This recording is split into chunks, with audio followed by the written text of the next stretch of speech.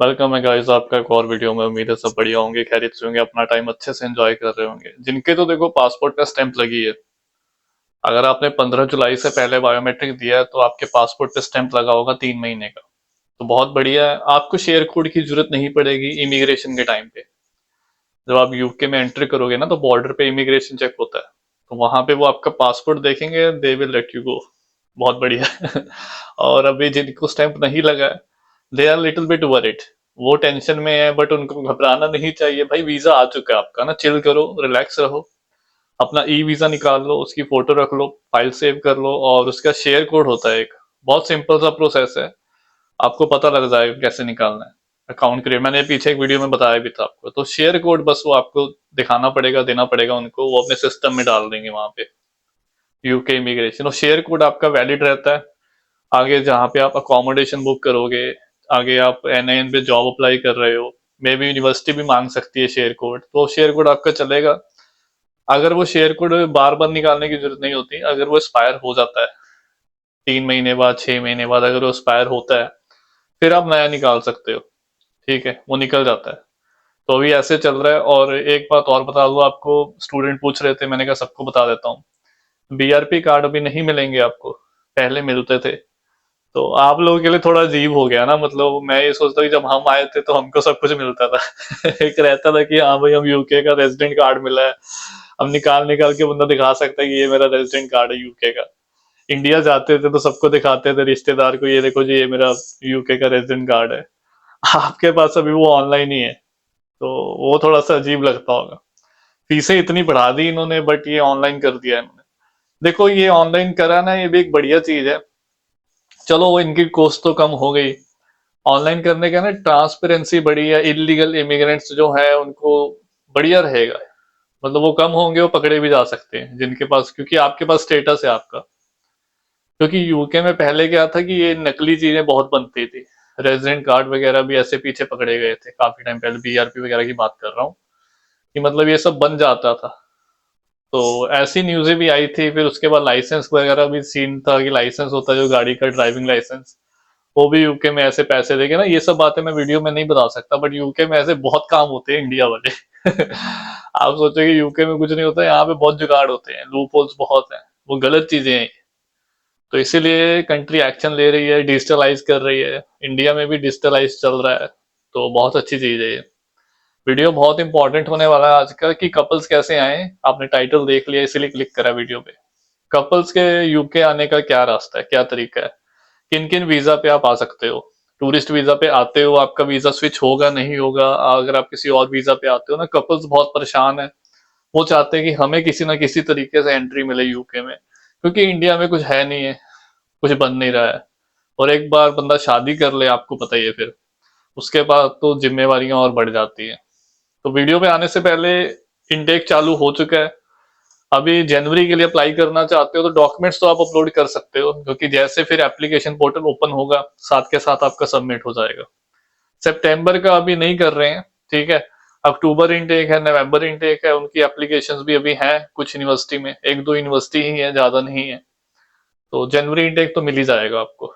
अगर आपने एप्लीकेशन करवानी है तो फॉर्म मैंने डिस्क्रिप्शन में आपको दे रखा है, स्टूडेंट वीजा एप्लीकेशन फॉर्म। उस पे ना अपने डॉक्यूमेंट्स अपलोड कर देना। विद इन 1 से 2 दिन में मैक्सिमम मैं आपको कांटेक्ट कर लूंगा, आपको कॉल आ जाएगा, मेरी टीम में से आपको मैसेज आ जाएगा, फिर हम डिस्कस कर लेंगे आपकी प्रोफाइल, देन आपका सबमिट हो जाएगा। प्रोसेस पूरा ट्रांसपेरेंट रहता है। भाई यूके का प्रोसेस ना मुझे बहुत ईजी लगता है as compare to other countries. मैंने फिनलैंड का भी करा हुआ है, मुझे पता है। मैंने और कंट्री का, कनाडा का मुझे पता है प्रोसेस कैसे रहता है। जीआईसी का सीन है, वो तो अभी डबल हो चुकी है। ऑस्ट्रेलिया का भी पता है मुझे प्रोसेस कैसे रहता है। तो मतलब as compare to other countries ना, सबसे बहुत ही सिंपल प्रोसेस है। इवन कि यूरोप से भी कंपेयर करूँ ना यूके का, तो यूके का प्रोसेस बहुत सिंपल है। पर्सनली बता रहा हूँ, ये प्रैक्टिकल चीज देखी हुई है। और यूके में वीजा सक्सेस रेट बहुत बढ़िया है और कंट्रीज के मुकाबले। और कंट्रीज में क्या सीन है कि जब तक आपका, चाहे आपने इंटरव्यू पास कर दिया, सब कुछ कर दिया आपने, अगर आपका 1% भी हुआ ना, वो वीजा रिजेक्शन है भाई, 50-50 रहती है। चाहे आप ऑस्ट्रेलिया की बात कर लो, न्यूजीलैंड की बात कर लो, सब जगह ऐसे है। इंटरव्यू होने के बाद भी अनकंडीशन आने के बाद भी मतलब बहुत दिक्कत रहती है वीजा की। बट यूके में नहीं है। यूके में क्या है कि अगर आपका कैश लेटर निकल गया ना, पहली बात तो मैं यूके का ये समझता हूँ कि मान लो अगर आपको यूनिवर्सिटी ने ऑफर लेटर दिया है तो they are interested in giving you admission. नहीं तो वो पहले ऑफर लेटर नहीं देते, सीधी सी बात बताऊं। अगर किसी स्टूडेंट को उनको नहीं चाहिए ना, प्रोफाइल अच्छा नहीं लगा, वो डिसाइड कर लेते हैं वो ऑफर लेटर ही नहीं देते। वहीं से उनको बस यही रिफ्यूजल है बस यूके की, समझ लो कि अगर ऑफर लेटर नहीं दिया तो बस। वो लंबा चौड़ा नहीं है कि पहले आपको ऑफर लेटर देंगे फिर बाद में आपको कैश नहीं देंगे, फिर बाद में कैश आ गया तो एम्बेसी फिर वीजा, ऐसा नहीं है यूके का। तो बहुत सिंपल सा प्रोसेस है यूके, इसीलिए मैं आपको बताता हूँ कि भाई चूज करा करो। ऐसा नहीं है कि इजी है, ये भी कल को बंद हो गया तो फिर आपको कोई और ऑप्शन नहीं मिलेगा। अभी तो बेटर ऑप्शन है, सीधी सी बात। मैंने पिछली वीडियो में भी आपको बताया था कि यूके के लिए अगर आप वर्थ इट, अगर आप डिसीजन ले रहे हो तो। खैर अभी कपल्स की मैं बात करूं यार, देखो कपल्स का आपको पता है कि 2024 जनवरी से बंद हो चुका था। उसके बाद उनके पास जो ऑप्शंस थी क्या थी कि वो केयर होम के वीजे पे भी आए, उसके बाद कपल्स आए थे उसके बाद भी। अभी जो क्या सीन हुआ है, इसी साल की बात कर रहा हूँ, 22 जुलाई से, अगर आपने न्यूज देखी, मैंने वीडियो में बताया भी था कि इंडिया से पाकिस्तान, बांग्लादेश, नेपाल और कोई भी कंट्री से अभी केयर होम के वीजे पे नहीं आ सकते कपल्स। ये अभी बंद हुआ है, उससे पहले भी आ ही रहे थे। क्योंकि यहाँ पे ना भाई, यहाँ पे बहुत ऐसे सोलिसिटर बैठे हैं जो मतलब पैसे लेते हैं, काम करवाते हैं, उनका टाई अप रहता है एजेंसीज के साथ, कंपनीज के साथ।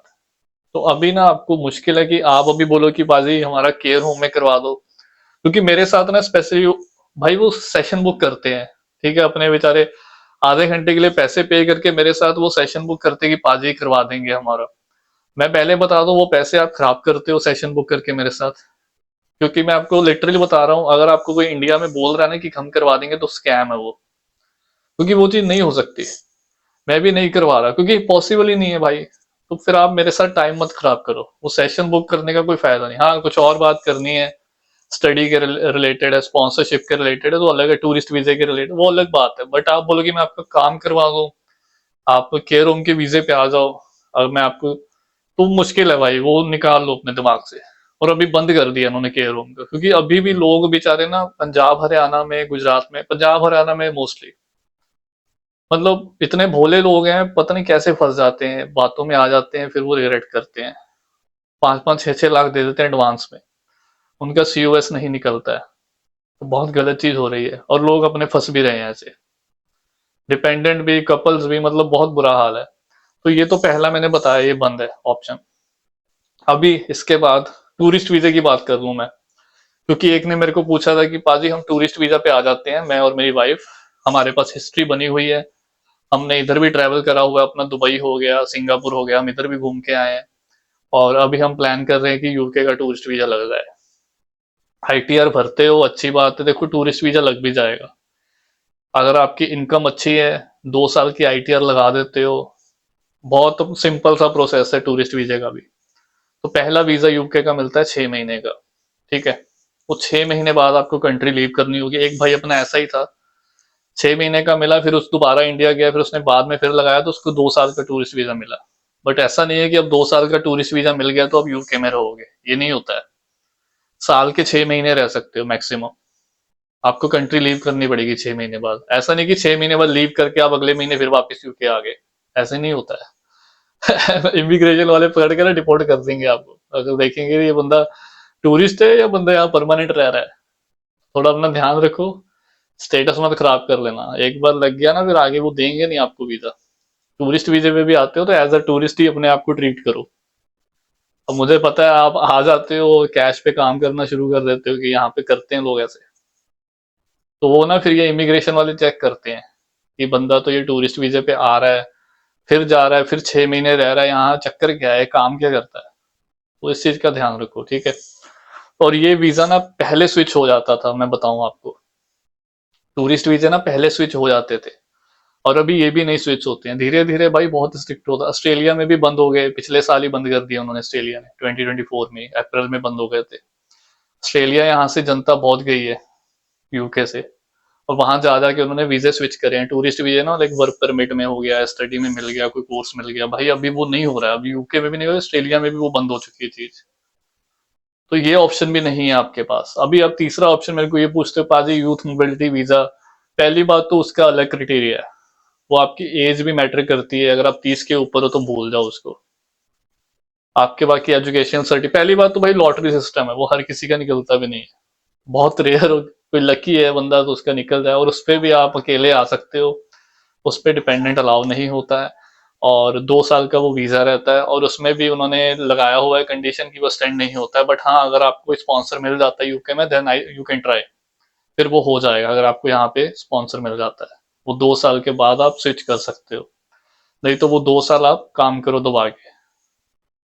अभी मेरी एक स्टूडेंट है, ठीक है, वो, उसका भी वीजा आ चुका है, वो 2 साल की यूथ मोबिलिटी वीजा पे थी, प्रोफाइल अच्छा था उसका। अभी उसको यूके अच्छा लगा यूके में ही रहना है, वापस नहीं जाना है। अब कोई रास्ता चाहिए, तो क्या करा कि एक कोर्स मिल गया, एजुकेशन में एडमिशन ले लिया उसने, उसका भी वीजा आ चुका है। तो ऐसे स्टूडेंट करते हैं। तो अभी उसके बाद फिर से उसके बाद वीजा हो गया, अभी आगे पीएसडब्ल्यू भी मिल जाएगा उसको, तो आराम से वो अभी 3 4 साल 5 साल यहीं पे है। तो ऐसे चलता है। ये ऑप्शंस हैं। इसके अलावा ना रिसर्च बेस्ड कोर्सेज का भी आप पूछते हो कि बाजी उस पे तो इन्होंने लिखा हुआ है कि कपल आ सकते हैं डिपेंडेंट पीएचडी के कोर्सेज पे। देखो, इन्होंने वेबसाइट पे तो मेंशन करा है कि पीएचडी में रिसर्च बेस्ड कोर्सेज में कपल्स आ सकते हैं, डिपेंडेंट आ सकते हैं, बट मैं आपको सच्चाई बताऊं, 2 महीने पहले 3 महीने पहले ऐसे कुछ कपल्स ने मेरे साथ सेशन बुक करके बात करी। भाई उनकी बीवियों के तो वीजे आ गए, वाइफ के तो वीजे आ गए जिन्होंने रिसर्च बेस्ड कोर्स लिए थे, बट हस्बैंड को, डिपेंडेंट को नहीं दिया एम्बेसी ने वीजा। आप मेरे को बात बताओ कि ये कम करना चाहते हैं यूके, इमिग्रेशन कम करना चाहते हैं यूके वाले, तो इन्होंने वेबसाइट पे तो डाल दिया, बट इनको पता है पीछे आपका मोटिव क्या है। तो ये ना अभी डिपेंडेंट्स को दे के खुश नहीं है, क्योंकि बहुत भाई डिपेंडेंट्स आ चुके हैं यूके में, और पिछले सालों में बहुत आए हैं। आपको लगता हो कि अकेले इंडिया से नहीं आते, भाई नाइजीरिया से बताऊं भर भर के आए डिपेंडेंट, उनके बच्चे भी 4 4 5 5 6 6 बच्चे साथ में, सच बता रहा हूँ। आप आओगे यूके तो देखोगे, मतलब ये मैं 2022-23 की बात कर रहा हूँ। इन सालों में तो डिपेंडेंट इतने आए थे कि अकोमोडेशन नहीं मिलती थी स्टूडेंट्स को, पार्ट टाइम नहीं मिलती थी जॉब, मतलब इतनी दिक्कत आ गई थी। तो डिपेंडेंट्स को कम करना चाहते हैं, ये रश कम करना चाहते हैं, इसलिए इन्होंने एक्शन लिया। और आप सोचो कि हम फिर से डिपेंडेंट ऐसे कपल हमारे, तो पॉसिबल नहीं है। करना चाहते हो कोर्स में, इंडियन एजेंट बैठे हैं, पैसे ले रहे हैं, वो उनको अपने पैसे से मतलब है कि वाइफ का वीजा आ जाएगा, आपका वीजा नहीं आया, अलग अलग हो जाओगे, काम खराब है, फिर रिलेशन खराब हो जाएगा। यूके में जो आ गया वो फिर इंडिया वालों को तो पूछते नहीं हो, फिर रिलेशन भी खराब हो जाते हैं, चाहे लड़का है चाहे लड़की है, ऐसे ही है। लॉन्ग डिस्टेंस तो आजकल चलता नहीं है, सीधी सी बात बताऊं आपको। तो साथ में रहो, इंडिया में कुछ कर लो, किसी और कंट्री में जाना है तो आप कमेंट करना, मैं एक वीडियो बना दूंगा और कंट्रीज के बारे में, कि कपल्स किस किस कंट्री में जा सकते हैं, क्या बेटर ऑप्शंस हैं। मेरे साथ बात कर लेना तो हम डिस्कस कर सकते हैं। बट आप यूके पैसे खराब कर रहे हो, टाइम खराब कर रहे हो, एजेंट बहुत गंदा गाइड कर रहे हैं इंडिया में, सच बता रहा हूँ। जैसे आपको लगा रहे हैं वैसे आप लग रहे हो, आप उनको एडवांस में पैसे दे के बैठे हो, कोई पैकेज कर रहा है, कोई कुछ कर रहा है, तो उनकी बातों में मत आओ। अगर वो आपको बोलते भी है भाई श्योरिटी नहीं है, आपकी वाइफ का वीजा आ गया, आपका नहीं आया, तो आप क्या करोगे? वाइफ को भेज दोगे, ठीक है, आप वहीं पे रह जाओगे, बहुत मुश्किल हो जाएगी फिर, ठीक है।